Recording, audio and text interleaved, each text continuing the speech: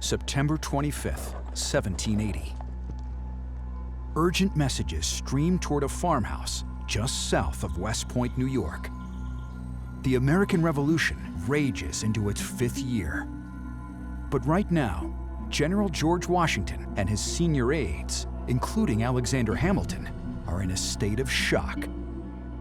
Before them are captured documents that reveal the most notorious act of treason in American history. A plot to sell out West Point in upstate New York, America's most important fort, to the British. Stunningly, the plot was hatched by West Point's commander and the war's greatest hero, General Benedict Arnold.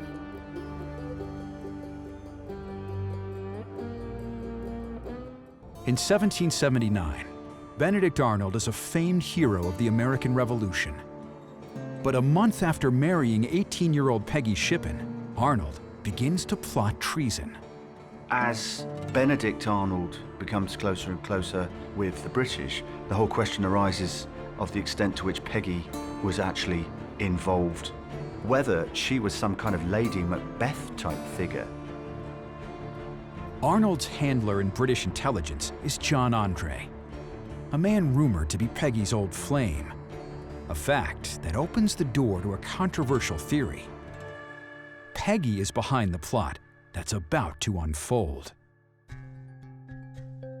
The plan called for Arnold to lobby for command of West Point. Once in control, he would surrender the key American fort to British troops. Instead, Washington gives Arnold a more prestigious assignment, a battle command in Washington's own army. Peggy didn't take the news well. Peggy Arnold is informed that Benedict will not be receiving West Point, but will be going back out in the field, and this happens at a dinner. She is shocked and stunned because that's not how the plan was supposed to go. Some historians believe Peggy's response betrays her knowledge of the plot. Fatefully, Washington's offer falls through. In August 1780, Arnold wins command of West Point. The plot is on. For Peggy, Benedict, and the Revolution itself, the stakes could not have been higher. So this is our base map for the Revolutionary War. To fathom the impact of losing West Point to the American war effort, historian Stephen Brumwell is working with graphic artist Edmund Earle. In 1780, the British hold New York City. The Patriots control the territory to the north in upstate New York. West Point is a bulwark, preventing a British breakout. If Benedict Arnold had helped the British take over West Point, what would have happened for the rest of the war?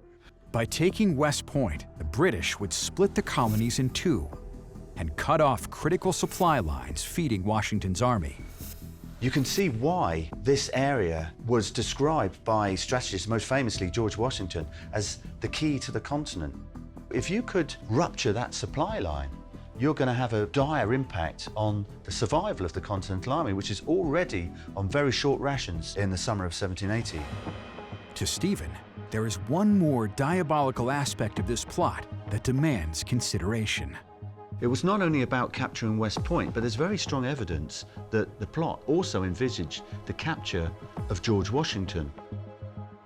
Stephen believes the plot is timed to go off during a planned inspection of West Point by General George Washington, ensnaring both the critical Patriot fort and potentially an even bigger prize, with the capture of America's greatest leader.